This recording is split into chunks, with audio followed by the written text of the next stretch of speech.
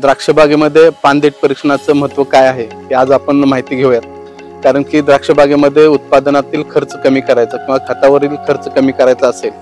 किंवा भविष्यात येणाऱ्या ज्या अन्नद्रव्याच्या कमतरतेमुळे किंवा अन्नद्रव्य जास्त झाल्यामुळे येणाऱ्या ज्या समस्या आहेत, विकृती झाडामध्ये येतात, त्या विकृतीचं निराकरण जर 100% आपल्याला चांगल्या पद्धतीने करायचं असेल तर द्राक्ष बागेमध्ये पानदेठ करणं महत्त्वाचं आहे. आणि हे पानदेठ करत असताना पहिला जो टप्पा आहे तो म्हणजे 23 ते 25व्या दिवशी आपल्याला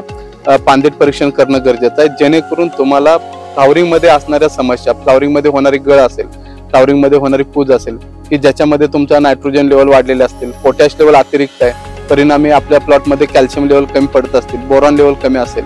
झिंकच्या लेवल कमी असतील, मॅग्नेशियमची कमतरता असेल, तर ह्या अन्नद्रव्याचा संतुलित वापर नसल्यामुळं, असंतुलित वापर असल्यामुळं बऱ्याचशा ठिकाणी आपल्याला फ्लावरिंग मध्ये होणारी गळ ही जास्त प्रमाणात दिसून येते.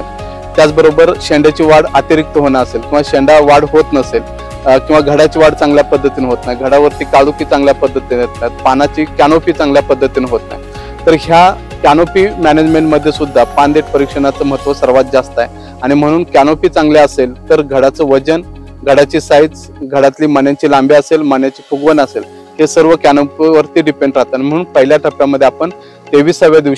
ते 25व्या दिवशी पानदेठ परीक्षण करून त्याच्या अहवालानुसार जर आपण खत आणि पाणी व्यवस्थापन जर केलं तर नक्कीच आपण फ्लावरिंग मध्ये येणाऱ्या ज्या समस्या आहेत त्या समस्या आपल्याला कमी करता येतील. शॉर्टबेरीच्या समस्या असतील त्या समस्या आपल्याला त्या ठिकाणी कमी करता येतात आणि योग्य पद्धतीचं जे व्यवस्थापन आणि अन्नद्रव्य व्यवस्थापन ते आपण अहवालानुसार आपण त्या ठिकाणी करू शकतो. म्हणून शेतकऱ्यांना सर्वांना विनंती आहे की आपण नक्कीच एकदा पानदेठ परीक्षण करून खतावरील खर्च आपण कसा कमी करू शकतो याचा अनुभव घ्या, जेणेकरून आपलं द्राक्ष शेती ही नक्कीच आपल्याला फायदेशीर ठरू शकेल.